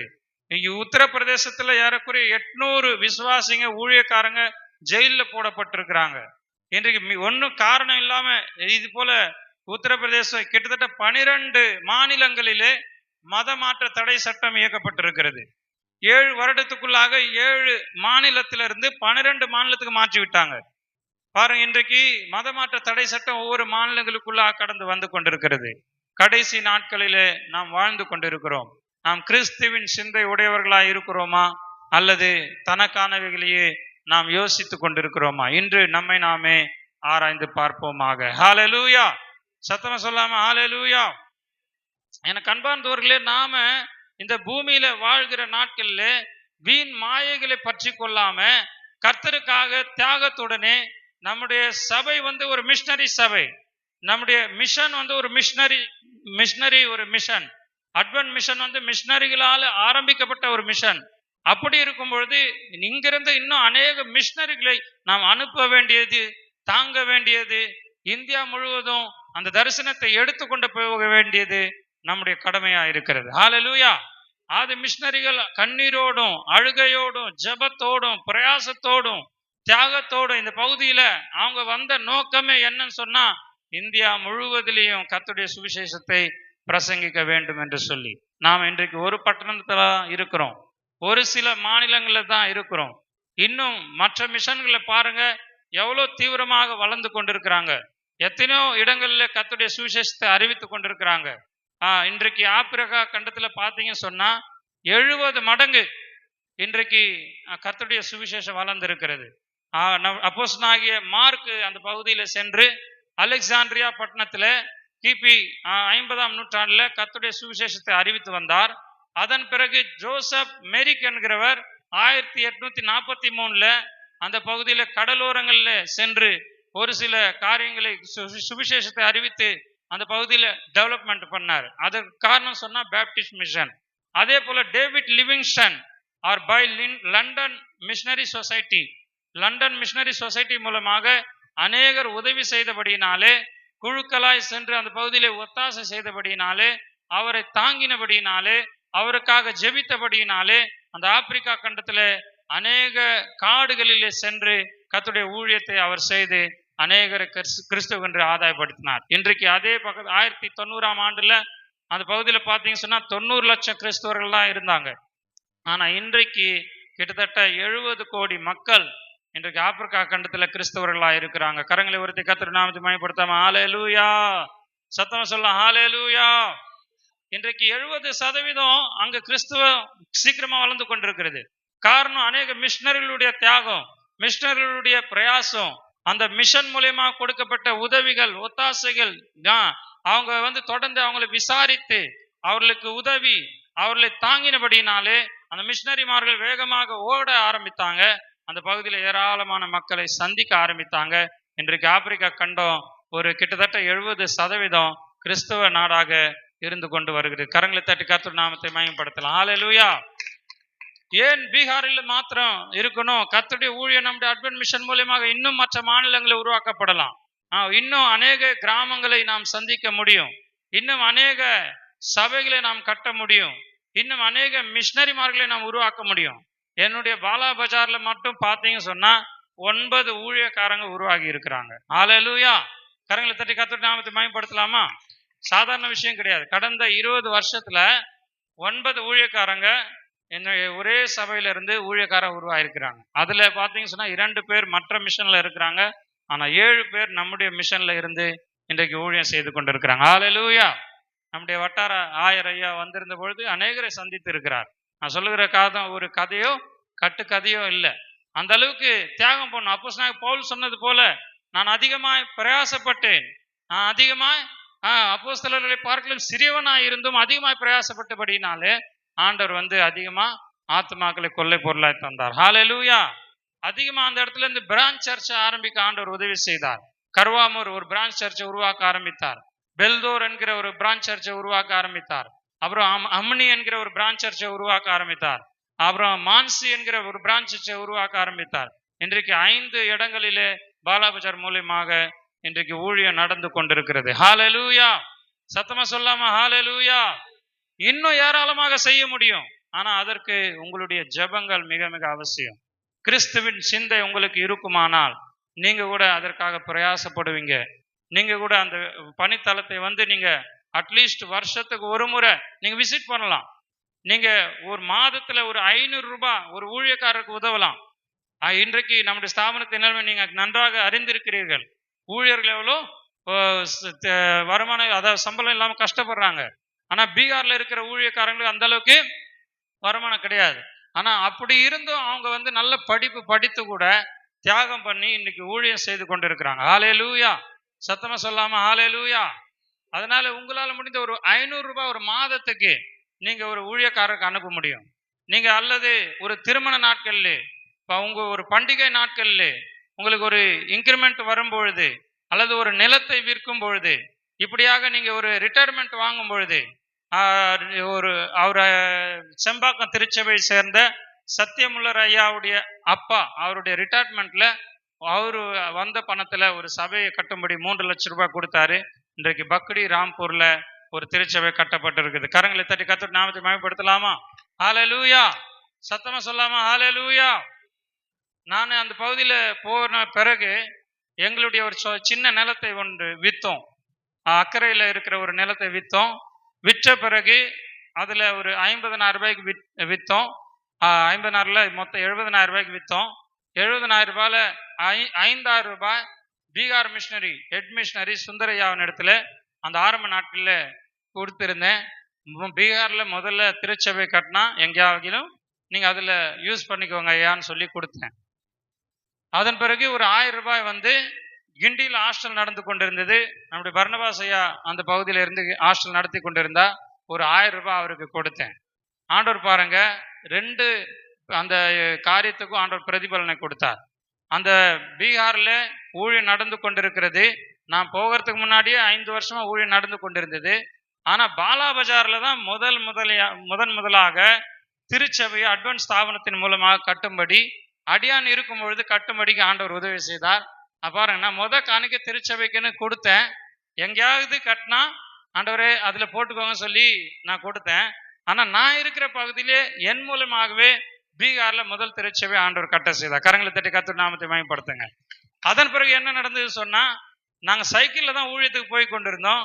பர்னபாஸ் ஐயா அங்க ஊழியத்துக்கு வந்திருந்த பொழுது அவர் என்ன பண்ணாருன்னா, நான் ஒரு வண்டி வாங்கி கொடுக்கணும் அப்படின்னு சொல்லி அவர் சொன்னார். சுந்தரையாவின் இடத்துல அணுகிற பிறகு என்னிடத்துல சொன்னார், இதுமே சாமுவேலுக்கு வாங்கி கொடுக்கணும்னு சொன்னார். சுந்தரையா உடனே சொன்னாரு, இல்ல ஒரு பீகார் ஊழியக்காரருக்கும் வாங்கி கொடுங்க, ஒன்லி தமிழ்நாடு ஊழியக்காரருக்கு வாங்கி கொடுத்தா ஏதாவது அவங்களுக்குள்ள மனத்தாங்கல் வரக்கூடாது என்று சொன்ன உடனே அவரும் பிரயாசப்பட்டு சரி ஓகே அப்படி சொல்லி 2 பேருக்கு, ஒரு பீகார் ஊழியக்காரருக்கு எனக்கும் 2 பேருக்கும் ஒரு வண்டி வாங்கி கொடுத்தாரு. பர்னபாஸ் ஐயாவை சந்தித்து, ஐயா ரொம்ப நன்றி ஐயா, நீங்க வண்டி வாங்கி கொடுத்தேக்கா அப்படின்னு. சாமி, எனக்கு நீங்க தேங்க்ஸ் சொல்லாதீங்க. நீங்க வந்து பீகார்ல இருந்து வந்து கிண்டி ஹாஸ்டல்ல நடத்தும் போது ஒரு 1000 ரூபாய் நீங்க காணி கொடுத்தீங்க, ஞாபகம் இருக்கா? அதுதான் ஆண்டவர் என்ன பண்ணாரு, வட்டியும் குட்டியும் போட்டு உங்களுக்கு இந்த 54,000 ரூபாய் வண்டியை கொடுத்தாரு. கரங்களை தட்டி கர்த்தருடைய நாமத்தை மகிமைப்படுத்தலாமா? ஹalleluya. நான் எதுக்கு இதை சாட்சியா சொல்றேன்னு சொன்னா, நீங்க கொடுக்கிற ஒரு சின்ன காரியம் கர்த்தருக்காக எதையாகலும் நீங்க செய்யும் பொழுது கர்த்தர் அதை மறக்கவே மாட்டார். ஹalleluya. நம்முடைய நற்கிரியைகளை மறப்பதற்கு அவர் அநீதியுள்ளவர் அல்லவே என்று நாம் வாசிக்கிறோம். ஹalleluya. ஆகவே உங்களுடைய சிறப்பு நிகழ்ச்சி காலங்களிலே, உங்களுடைய பிறந்த நாட்களிலே, திருமண நாட்களிலே நீங்க ஒரு மிஷனரியை நினைத்து ஒரு 500 ரூபாய் ஒரு 1000 ரூபாய் நீங்க அனுப்பலாம். உங்க கர்த்தரை உங்களை ஏவினா சொல்லலாம். ஒண்ணு கட்டாயம் ஒன்றும் கிடையாது. நான் வந்து கொடுக்கணும் அப்படி சொல்ல, நீங்க கர்த்தருக்காக அப்படி செய்யும் பொழுது உங்களுடைய அந்த காணிக்கையின் மூலமாக சாப்பிட்டு ஊழியக்காரங்க இன்னும் ஒரு சில கிராமங்களுக்கு சென்று ஊழியம் செய்து ஒரு சில ஆத்மாக்களை ரட்சிப்புக்குள்ள நடத்தினாங்க சொன்னா அதனுடைய பங்கு உங்களுக்கும் இருக்கிறது. ஹalleluya. சத்தமா சொல்லாமா? ஹalleluya. ஆனா இன்றைக்கு எப்படி நடந்து கொண்டிருக்கிறாங்க?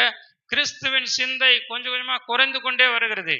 இன்றைக்கு சண்டைகளும் விரோதங்களும் பகைகளும் பிரிவினைகளும் அதிகமாய் கிறிஸ்துவ சமுதாயத்துக்குள்ள நடந்து கொண்டிருக்கிறது. கடைசி நாட்களில் நாம் இருந்து கொண்டிருக்கிறோம். பிசாசானவன் கர்த்தருடைய வேலையை தடை செய்யும்படியாக, சுவிசேஷத்தை தடை செய்யும்படியாக, ரட்சிப்பை தடை செய்யும்படியாக இன்றைக்கு கிறிஸ்தவர்களுக்குள்ளே ஒற்றுமையும் சமாதானத்தை கெடுத்து கொண்டிருக்கிறான். அதை நாம் இன்றைக்கு புரிந்து கொள்ளவில்லை என்று சொன்னா நாம் அவருடைய சித்தத்தை அறியாதவர்களாக, நாம் கெட்டு போகிறவர்களாக, வீணாகிறவர்களாக இருப்போம். பாருங்க, 1 தீமோத்தேயு 6ஆம் அதிகாரம் 5ஆம் வசனத்தை வாசிங்க. 1 தீமோத்தேயு 6ஆம் அதிகாரம் 5ஆம் வசனம் வாசிங்க. கெட்ட சிந்தை உள்ளவர்களும் சத்தியமில்லாதவர்களும் எண்ணுகிறவர்களுமாயிருக்கிற மாறுபாடான தர்க்கங்களும் பிறக்கும், இப்படிப்பட்டவர்களை விட்டு விலகு. அப்போஸ்தலனாகிய பவுல் தீமோத்தேயுவுக்கு எழுதும் பொழுது அவர் எச்சரிக்கையோடு கூட ஒரு சிறந்த ஞானமான ஒரு காரியத்தை சொல்லுகிறார். கடைசி நாட்கள்ல இருக்கிறோம். அதனால கெட்ட சிந்தையுள்ளவர்களும் சத்தியம் இல்லாதவர்களும் தேவ பக்தியை ஆதாய தொழில் என்று எண்ணுகிறவர்களுமா இருக்கிற மனுஷர்களை விட்டு நீ விலகு, தர்க்கங்களை விட்டு நீ விலகு. இப்படிப்பட்ட மாறுபாடான தர்க்கங்களிலே ஒருவேளை நாம் மாட்டிக்கொள்வோம் சொன்னா என்ன ஆகிடுமா? வீணா நம்முடைய வாழ்க்கை, தேவ சித்தத்தை நாம் இழந்து, தேவ சித்தத்தை நாம் மறந்து, நாம் பிசாசனுடைய ஒரு வஞ்சகத்துக்கு ஆளாகி விடுவோம். அதே காரியத்தை தான் வாசிங்க. 2 தீமோத்தேயு 2:23 கூட வாசிக்கல. 2 தீமோத்தேயு 2ஆம் அதிகாரம் 23ஆம் வசனம் வாசிங்க. ம் ம் ம் ம் ம் 2:23 தானே? ஓகே. புத்தியீனமும் அயுக்தமுமான தர்க்கங்கள் சண்டைகளை பிறப்பிக்கும் என்று அறிந்து அவைகளுக்கு விலகியிரு. இங்க பாருங்க, புத்தியீனமும் அயுக்தமுமான தர்க்கங்கள். எங்க தர்க்கம் பிறக்கிறதோ, வாதம் உண்டாகிறதோ, அங்க சண்டை உண்டாகும். எங்க சண்டை உண்டாகிறதோ அங்க தேவ சித்தம் நிறைவேற்றப்பட முடியாது. ஆகவே அங்க நாம கர்த்தருடைய சிந்தையை எழுந்து போக வாய்ப்புண்டு. கர்த்தருடைய சிந்தை என்னங்க? அவர் பூமி எங்கும் சுற்றி திரிந்து சுவிசேஷம் அறிவிக்கப்படணும், அழிந்து கொண்டிருக்கிற ஆத்மாக்களை ஆதாயம் பண்ணணும் சொல்லி சுற்றி திரிந்தார். அப்படிப்பட்ட சிந்தையுடையவர்களா நாம் இருக்க வேண்டும். மார்க் 8ஆம் அதிகாரம் வாசிங்க. மார்க் 8:34 இயேசு கிறிஸ்து சொன்னா, ஒருவன் எனக்கு பின்னாக வர விரும்பினால் தன்னைத்தான் வெறுத்து தன் சிலுவை எடுத்துக்கொண்டு எனக்கு பின்னாக வர கடவன். ஒருவன் எனக்கு பின்னாக வர விரும்பினால், இயேசு கிறிஸ்துவனுக்கு சீஷனாக விரும்பினால், இயேசு கிறிஸ்துவின் வழியில நடக்க விரும்பினால், இயேசு கிறிஸ்துவின் சித்தத்தை நிறைவேற்ற விரும்பினால், இயேசு கிறிஸ்துவுக்கு பிரியமானவர்களாய் இருக்க விரும்பினால், இயேசு கிறிஸ்துவனுடைய இருதயத்தின் வாஞ்சை நீங்க நிறைவேற்ற விரும்பினால், நீங்க உங்களுடைய சிலுவை எடுத்துக்கொண்டு, ஒரு சில பிரச்சனைகள் இருக்கத்தான் செய்யும். இந்த உலகத்துல இருக்கும் பொழுது ஒரு சில குறைவுகள், பிரச்சனைகள், எதிர்ப்புகள் எல்லாம் வரத்தான் செய்யும். இருந்தாலும் நம்முடைய நோக்கம், நம்முடைய கோல், அதை மறந்து விடக்கூடாது. நாம் அழைக்கப்பட்ட நோக்கத்தை மறந்து விடக்கூடாது. கிறிஸ்துவுக்காக நாம் வாழ்ந்து, ஒரே ஒரு வாழ்க்கை தான் நமக்கு ஆண்டவர் கொடுத்திருக்கிறார். அந்த ஒரே ஒரு வாழ்க்கையை கர்த்தருக்கென்று வாழ்ந்து அவருடைய சித்தத்தை நிறைவேற்றி நாம் அநேக ஆத்மாக்களை ஆதாயம் பண்ணும் பொழுது, நீங்க மாளும் பொழுது, நீங்க பரலோக ராஜ்யத்துக்கு போகும் பொழுது உங்களை வரவேற்பார் உண்டாகும்படி நீங்க அழிந்து போகிற அந்த அநீதியான உலக பொருட்களால் ஆத்மாக்களை ஆதாயம் பண்ணுங்கள் என்று வாசிக்கிறோம். ஹல்லேலூயா! சத்தமா சொல்லாம ஹல்லேலூயா! நாம இந்த உலகத்துல இருக்கிற நோக்கமே கிறிஸ்துவுக்காக தான். நாம பிரித்தெடுக்கப்பட்டவர்கள், நாம தெரிந்து கொள்ளப்பட்டவர்கள். ஒரு வருடங்களுக்கு முன்பாக, ஒரு காலங்களுக்கு முன்பாக நாம் ஒன்றுமே நம்முடைய சித்தத்தை, நம்முடைய எண்ணத்தை, நம்முடைய திட்டத்தை நாம் நடத்தி கொண்டிருந்தோம். ஆனா கிறிஸ்தவர்கள் அப்படின்னு சொன்னா கிறிஸ்துவுக்கு உரியவர்கள். ஹல்லேலூயா! சத்தமா சொல்லாம ஹல்லேலூயா! நாம் நமக்கு சொந்தமானவர்கள் அல்ல, நாம் கிறிஸ்துவுக்கு உரியவர்கள். கிறிஸ்துவனுடைய சித்தமே நம்முடைய சித்தமா இருக்கட்டும், கிறிஸ்துவனுடைய நோக்கமே நம்முடைய நோக்கமா இருக்கட்டும், கிறிஸ்துவனுடைய சிந்தையே நம்முடைய சிந்தையா இருக்கட்டும். எப்படி கிறிஸ்து பூமி எங்கும் சுற்றி திரிந்து சுவிசேஷத்தை அறிவித்தாரோ, ராஜ்யத்தின் பிரசங்கத்தை பண்ணினாரோ, அநேக வியாதியஸ்தர்களை சுகமாக்கினாரோ, அப்படிப்பட்ட காரியங்கள்ல நாம் இன்னும் தோலுக்கு தோல் கொடுப்போம். இன்னும் நாம் கைகளை கொடுத்து கரங்களை நீட்டி நாம் உதவி செய்வோம். பரிசுத்தவான்களின் குறைவுகளிலே நாம் உதவி செய்வோம். ஹல்லேலூயா! 2 கொரிந்தியர் 9ஆம் அதிகாரம் 1ஆம் வசனம் வாசிக்கலாம். 2 கொரிந்தியர் 9ஆம் அதிகாரம் 1ஆம் வசனம். அப்போஸ்தலன் பவுல் இங்கு அந்த சபைக்கு சொல்ற, பரிசுத்தவான்களுக்கு செய்ய வேண்டிய தர்ம சகாயத்தை குறித்து நான் உங்களுக்கு அதிகமாக எழுத வேண்டுவதில்லை. உங்கள் மன விருப்பத்தை அறிந்திருக்கிறேன். ஆகாயவில் உள்ளவர்கள் 1 வருஷமாக ஆயத்தமா இருக்கிறார்கள் என்று சொல்லி உங்களை புகழ்ந்தேனே, அநேகரை எழுப்பி விட்டதும் உண்டு. இங்க பாருங்க, இங்க கொரிந்து பட்டணம், கொரிந்து சபை எப்படிப்பட்ட ஒரு சபையா? பரிசுத்தவான்களுக்கென்று பணம் சேகரித்து அவர்களுக்கு கொடுக்கறதுக்கு ஆயத்தமா இருந்தாங்களாம். மிஷனரிக்காக, பரிசுத்தவான்களுக்காக அவங்க பணம் சேகரித்து வைத்து கொண்டிருந்தாங்க. அவங்க மிஷனரி வர்றதுக்கு லேட் ஆயிருக்கு. அதாவது அப்போஸ்தலனாகிய பவுல் அங்க வருவதற்கு லேட் ஆயிருக்குது. அவருடைய ஊழியக்காரரை அனுப்புவதற்கு லேட் ஆயிருக்கிறது. அப்போ அவர் சாட்சியா இந்த பத்திரிகையில எழுதுறாரு, இது போல நீங்க உங்களுடைய மன விருப்பத்தை அறிந்திருக்கிறேன். ஆகாவில் உள்ளவர்கள் 1 வருஷமாக ஆயத்தமா இருக்கிறார்கள். உங்களுடைய உற்சாகத்தை பார்த்து அநேகர் இன்றைக்கு ஜாக்கிரதையை எழுப்பி விட்டது என்று சொல்லி ஒரு காரியத்தை சொல்ற. ஹல்லேலூயா! சத்தமா சொல்லாம ஹல்லேலூயா! மேலும் நீங்க வாசிங்க 9ஆம் வசனம் 10ஆம் வசனம்லாம் வாசிங்க. அவனுடைய நீதி என்றென்றைக்கும் நிற்கும் என்று எழுதியிருக்கிறபடியாகும். விதைக்கிறவனுக்கு ஆகாரத்தையும்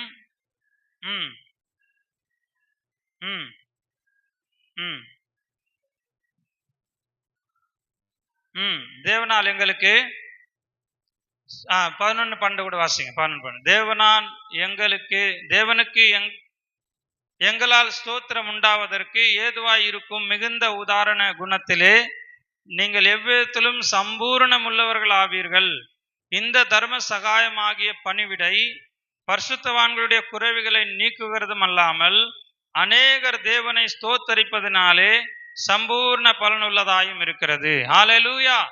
அநேகர் ஸ்தோத்தரிப்பதினாலே பரிசுத்தவான்களுடைய குறைவுகளிலே இந்த தர்ம சகாயம் என்ன பண்றான்? அவங்களுடைய குறைவுகளை நீக்குகிறதான்.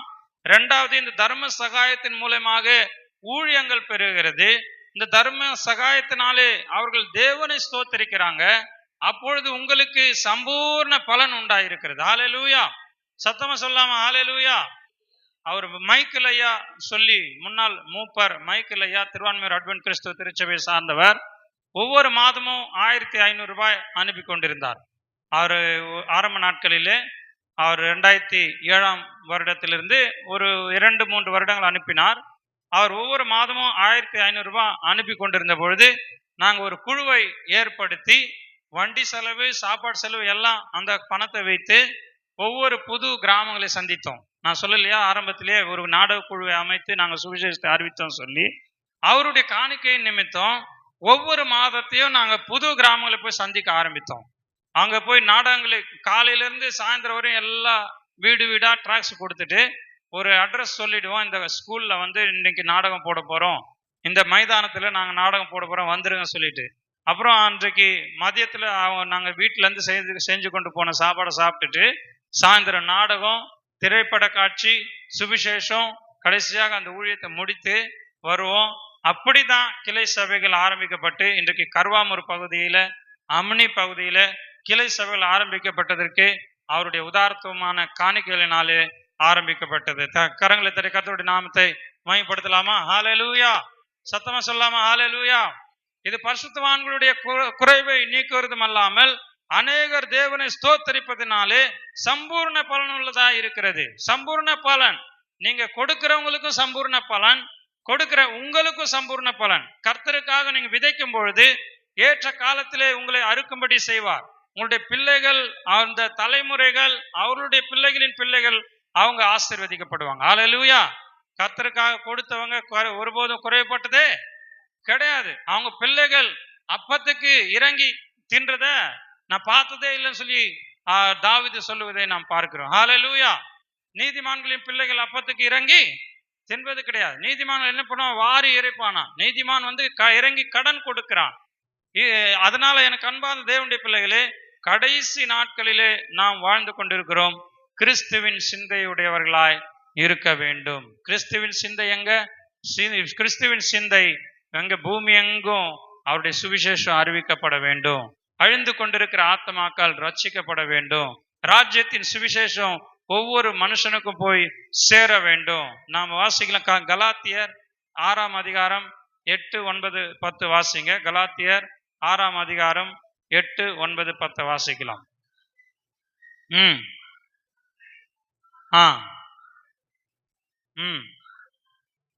ஆவியினால் நித்திய ஜீவனை அழிப்பான். ஆ ம் ம் ம் ஏற்ற காலத்திலே அறுப்போம். ஹalleluya. இங்க பாருங்க, என்ன அருமையான ஒரு காரியத்தை அப்போஸ்தலனாகிய பவுல் கலாத்தியருக்கு எழுதின நிருபத்திலே இங்க சொல்லுகிறதை பார்க்கிறோம். அதாவது நாம தன் மாம்சத்துக்கென்று விதைக்கிறவன் மாம்சத்தினாலே அழிவை அரைப்பான். இந்த மாம்சத்துக்கென்று எவ்வளவுதான் செலவு பண்ணாலும் உங்களுக்கு வருமானம் அதிகமாக இன்னும் நீங்க என்ன பண்ணுவோம், நம்ம அதிகமா குவாலிட்டியா பொருட்களை தான் வாங்கி கொண்டு போவோம். அதுல எப்பயுமே திருப்தியே அடைய முடியாது. இந்த மாம்சத்துக்காக நீங்க எவ்வளவு நாளும் விதைச்சா அது என்னது, அழிவுதான், வேற ஒண்ணும் கிடையாது. ஒரு நாள் இந்த மாம்சம் கெட்டு போகும், அழிந்து போகும். மனுஷனுடைய பிரயாசம் வாய்க்காகத்தானே பிரசங்கியில வாசிக்கிறோம்.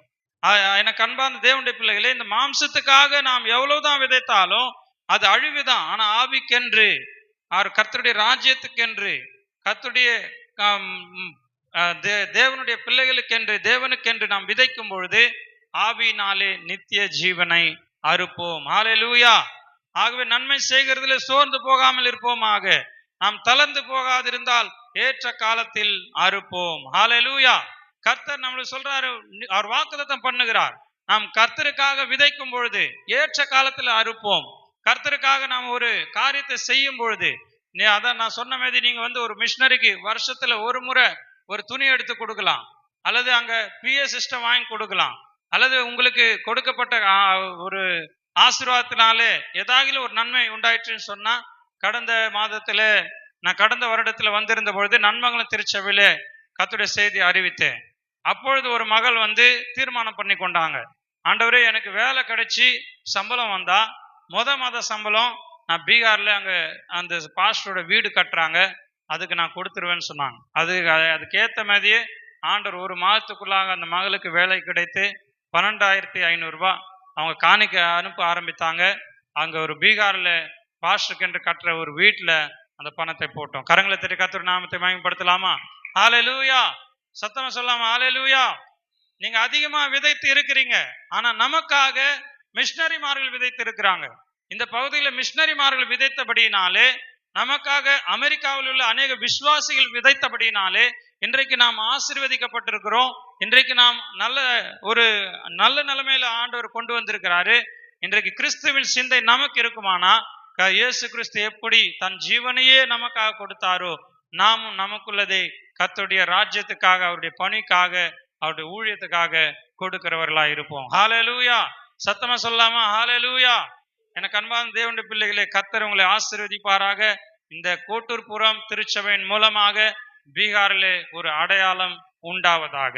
பீகார்ல ஒரு அடையாளம் உண்டாவதாக. பீகார்ல நீங்க கூட உங்களுடைய பங்கை நிறைவேற்றுங்க. ஏன்னா அது நம்முடைய ஸ்தாபனம், அது அட்வென்ட் கிறிஸ்துவ ஸ்தாபனம். நம்முடைய ஸ்தாபனத்தின் மூலமாக அனுப்பப்பட்ட மிஷனரிமார்கள் அங்க ஊழியம் செய்து கொண்டிருக்கிறாங்க. நம்முடைய சகோதர சகோதரிகளா இருக்கிறபடினாலே நீங்க அந்த பகுதியிலுக்கென்று நீங்க விதைத்தீர்கள் என்று சொன்னா, இன்னும் கர்த்தருக்கென்று அநேக ஆத்துமாக்களை ஆதாயம் பண்ண முடியும். இன்றைக்கு ஜனங்கள் அழிந்து கொண்டிருக்கிறாங்க. அந்த பகுதியில எத்தனையோ லட்சக்கணக்கான ஜனங்கள் கர்த்தரை அறியாம ஒரு நரகத்துக்கு நேரா போய் கொண்டிருக்கிறாங்க. விக்கிர ஆராதனையில அதிகமா இருக்கிறாங்க. நான் இருக்கிற அந்த பாலாபஜார் பகுதியில சக்தி பீடம் என்று சொல்லக்கூடிய, அதாவது 12 சக்தி பீடம், இந்த இந்தியாவில் மிக பெரிய 12 சக்தி பீடங்கள்ல ஒரு பீடம் நான் இருக்கிற பாலாபஜாருக்கு அருகாமையில் இருக்கிறது. கத்தியானே அஸ்தான் சொல்லி ஒவ்வொரு செவ்வாய்க்கிழமையும் வெள்ளிக்கிழமையும் ஆயிரக்கணக்கான ஜனங்கள் அங்க பூஜை செலுத்துவதற்காக, வேண்டுதல் செலுத்துவதற்காக போய் கொண்டிருக்கிறாங்க. ஆகவே அப்படிப்பட்ட ஜனங்கள் சந்திக்கப்பட வேண்டும், ஆண்டவரை ஏற்றுக்கொள்ள வேண்டும். புத்துகயா பீகார்ல இருக்கிறது. இன்னும் அநேக லட்சக்கணக்கான ஜனங்கள் விக்கிர ஆராதனை நடத்தி கொண்டிருக்கிறாங்க. 365 நாட்கள்ல பாத்தீங்க சொன்னா 300 நாள் அவங்களுக்கு பண்டிகை தான். எங்க வீட்டாண்டெல்லாம் பாத்தீங்க சொன்னா ஒவ்வொரு நாளும் ஆரன் இந்த பக்கம் இன்னைக்கு ஒலித்து கொண்டிருக்கோம், 2 நாள் ஆரன்ல ஏதோ பாட்டு போட்டுன்னு இருப்பாங்க, அடுத்த ஒரு நாள் கழிச்சு இந்த பக்கம் ஆரன்ல இருந்து சவுண்ட் வரும். எப்ப பார்த்தாலும் பாட்டு போட்டு பூஜைகளை பண்ணி கொண்டே இருப்பாங்க. பகத் என்று சொல்லி 48 மணி நேரம் தொடர்ந்து பாடலை பாடி அவங்க தெய்வத்தை அவங்க இஷ்டப்படுத்தி கொண்டிருப்பாங்க. அப்படிப்பட்ட இடங்களில இருந்து இன்றைக்கு மிஷனரிமார்கள் அவர்களை கர்த்தருக்குள்ளாக நடத்தி கொண்டிருக்கிறாங்க. ஒவ்வொரு குடும்பமும் கர்த்தரிடத்துல வருவது ஒரு சவால் நிறைந்த ஒரு காரியம். யாரு முதல்ல கிறிஸ்தவர்களா வருகிறாங்களோ ஏகப்பட்ட துன்பங்களையும் பிரச்சனைகளையும் அவங்க சந்திக்க வேண்டியதா இருக்கிறது. ஆனா கர்த்தருடைய கிருபை அநேகருடைய ஜெபங்களினாலே இன்றைக்கு அங்கு ஊழியம் வளர்ந்து கொண்டிருக்கிறது. ஆண்டவர் திறந்த வாசலை கொடுத்திருக்கிறார். இன்னும் எழும்பி கட்டுவோம் வாருங்கள் என்று நெகேமியா சொன்னது போல நாம் ஒத்துழைத்தால், உதவி செய்தால் கர்த்தருடைய ராஜ்யத்தை பீகார்லயும் அநேக சபைகளை உருவாக்கலாம். ஹல்லேலூயா! சத்தமா சொல்லாமா? ஹல்லேலூயா! ஒரே ஒரு இந்தி பாடலை பாடி நான் முடிக்க விரும்புகிறேன். அதனுடைய அர்த்தம், பாரு பாரு, கவனித்து பாரு, தேசத்தை பாரு, தேசம் அழிந்து போகின்றது. பாரு பாரு, நினைத்து பாரு, நீ எழும்பி தேசத்தில் பிரகாசி, இயேசுவின் பாதையில் தேசத்தை நீ திருப்பு. அதை இந்தியிலையும் தமிழ்லையும் ஒரு சில வரிகளை பாடி நான் ஜெபிக்க விரும்புகிறேன். देखो देखो देश को देखो, नाश की ओर जा रहा है, सोचो सोचो तुम दिया है, चलो चलो ज्योति चमकाओ। देखो देखो देश को देखो, नाश की ओर जा रहा है, सोचो सोचो तुम दिया है, चलो चलो ज्योति चमकाओ। यीशु की राहों में देश को ले आओ, यीशु की राहों में देश को ले आओ। பாரு பாரு, கவனித்து பாரு, தேசம் அழிந்து போகின்றதே. பாரு பாரு, நினைத்து பாரு, நீ எழும்பி தேசத்தில் பிரகாசி. பாரு பாரு, கவனித்து பாரு, தேசம் அழிந்து போகின்றதே.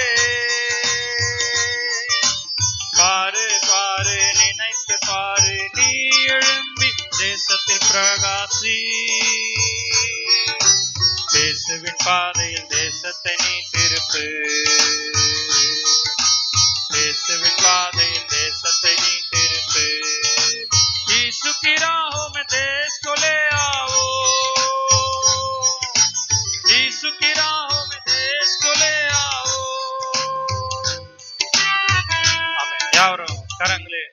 யாவரும் கண்களை மூடி நாம் கர்த்தருடைய சமூகத்திலே கேட்ட வசனத்தின்படி நம்ம ஒப்பு கொடுக்கலாம். கிறிஸ்துவின் சிந்தை, எங்களுக்கோ கிறிஸ்துவின் சிந்தை உண்டாயிருக்கிறது. அதே போல பிலிப்பியருக்கு எழுதின நிருபத்தில் சொல்றாரு, கிறிஸ்துவின் சிந்தை உங்களில் இருக்க கடவுது. எனக்கு அன்பார்ந்த தேவனுடைய பிள்ளைகளே, மேலை கோட்டை, அதாவது இந்த கோட்டூர்புரம் திருச்சபையின் விசுவாசிகளே, கிறிஸ்துவின் சிந்தை இன்றைக்கு நமக்கு இருக்கிறதான்னு சொல்லி ஒரு விஷயம் கூட நாமே ஆராய்ந்து பார்ப்போம். கர்த்தருக்காக நாம் எதையாகிலும் செய்ய வேண்டும். ஒரே ஒரு வாழ்வு ஆண்டவர் கொடுத்திருக்கிறார். அவருக்காக நாம் செய்வோம் என்றால் நாம் ஏற்ற காலத்திலே அறுவடையை அறுப்போம் என்று வேதத்தில் வாசிக்கிறோம். அவருடைய சமூகத்தில் நாம் போகும்பொழுது நாம் தைரியத்துடனே அவரை சந்திக்க நேரிடும். எனக்கு அன்பார்ந்த தேவனுடைய பிள்ளைகளே, இன்றைக்கு கர்த்தருடைய சமூகத்தில் நாம் ஒப்பு கொடுப்போம். கர்த்தர் ஒருவேளை எல்லாரையும் அவர் சீஷனாக்க முடியலனாலும் இங்கு ஒரே ஒரு சீஷனை தேடி வந்திருக்கிறார். ஆயிரக்கணக்கானோர், தேவ சித்தத்தை அறியாத ஆயிரக்கணக்கானோர் இருந்தாலும் தேவ சித்தத்தை அறிந்த ஒரு மனுஷன் கர்த்தருக்கு எதையாகலும் செய்ய முடியும். கர்த்தர் இன்று தேடிக்கொண்டிருக்கிறார், அவர் அங்கலாய்த்து கொண்டிருக்கிறார். நாம் ஒப்பு கொடுப்போம். அன்பின் பரலோக பிதாவே, இயேசு கிறிஸ்துவின் விலையேற பெற்ற நாமத்தினாலே செபிக்கிறேன் அப்பா. இந்த நாளிலும் அடியானை கொண்டு வந்து உம்முடைய இருதயத்தின் காரியங்களை வெளிப்படுத்த உதவி செய்தீர். ஆமென். ஆண்டவர் அப்போஸ்தலனாகிய பவுல் சொன்னது போல எங்களுக்கோ கிறிஸ்துவின் சிந்தை உண்டாயிருக்கிறது. அது ஆம் ஆண்டவரை ஒவ்வொருவருக்குள்ளேயும் உண்டாகும்படிக்கு நீர் உதவி செய்யுங்க.